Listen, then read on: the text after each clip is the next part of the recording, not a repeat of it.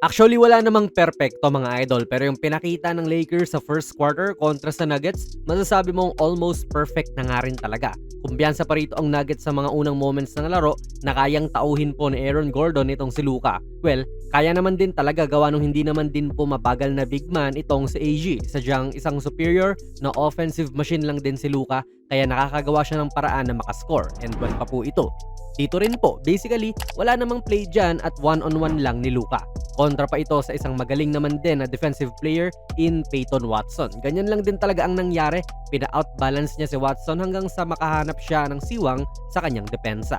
Yung mga ganito ni Luka early in the game din mga idol, yung nagpa-unlock sa opensa ng Lakers sa quarter na ito. Pangatlong drive na rin kasi niya ni Luka that leads to a score. Makikita nyo na unti-unti na pong nabe-breakdown ang depensa nitong Nuggets kasi nung tumitesting ng mag-drive si Luka, may kaunting help na po na dumating dito mula kay Brown. Kanina wala yung ganyan eh. So nagkukuk lang talaga si Luka one-on-one. Pero ngayon, ganyan na.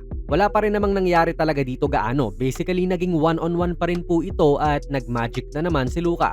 Kaya sa atake niya ngayon, boom, dinouble na kasi cooking na talaga itong si Papa Luka. At mula dyan ay umuugat na rin ang iba't ibang mga problema para sa Nuggets. Okay na sana yung depensa nila, pero nung naibalik na yung bola kay Luka, hindi na po sila gaanong handa sa muling pagdadrive niya. Kasi si Gordon ay umangat na rin dyan imbes na hayaan lang si Brown na makidouble sa kanyang pag-atake. Kaya mo masasabing perfect or almost perfect po na quarter ito kasi hindi lang po si Luka yung mainit, kundi yung iba niyang kampe ay nagka-capitalize din sa double na nagagawa niya. Ngayon nga muli, si Brown at MPJ ay dinodouble si Luka that leads to an open AR. Kalat-kalat na ang depensa sa mga panahon na ito. Kaya open na rin po si Dorian dito sa left wing. Kung nanonood ka nung bawat laro ng Lakers, katulad ko, literal na every game po, may ganito lagi si DFS na naiiwan siya sa tres at basically practice shot ang itinitira niya pero nagmimintis pa rin. Pero ngayon, ayun nga, nag-capitalize sila sa ganito. Dito nga kung aatake si Luka dyan, malamang double team na naman yan. Kaya itinitira na lang niya. Ang layo pa nga nito pero yakang-yaka. Inside kanina, outside naman ngayon. Again mga idol, gawa nung double nga ng Denver kay Luka na maiintindihan mo naman din talaga ngayon kasi cooking na talaga siya, ay nahahanap nila ang open man, swing pass at nahit na naman po ni DFS ang good look na ito. Sa Spanish pick and roll din mga idol, sa mga hindi po nakakaalam, ito yan.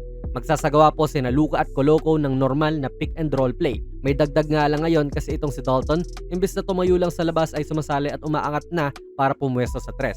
Usually taga-screen yung ginagawa ni Dalton pero hindi niya magawa yan ngayon kasi committed na itong si Jones at nakayakap na nga kay Coloco. Naglilid talaga ito sa lituhan sa defense at nakita natin si Chanchar na sumama rin kay Coloco. Open look tuloy ito para kay DK.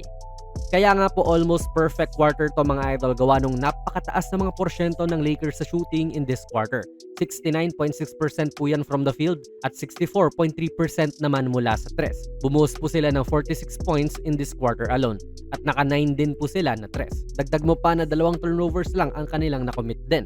Si Luka mainit at nagtutusta ng depensa.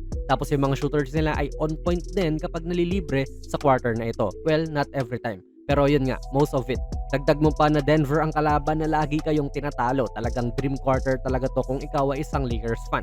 Kaya ano po masasabi nyo sa video natin ngayon, ilagay nyo lang po ang inyong mga komento sa ating comment section. Sali na rin kayo ng ating giveaway nung Pasko pa dapat to Kaso nga lang ay hindi pa nare-reach yung ating goal. Hanapin nyo lang yung video natin na may ganitong thumbnail ni Kai Soto. Andun po yung mga mechanics. Kung nagustuhan nyo po ang ating video ay pakipindot na lang idol ng like button, mag-subscribe ka na rin sa ating channel at ako nga pala si Jonas PB and as always, hanggang sa muli.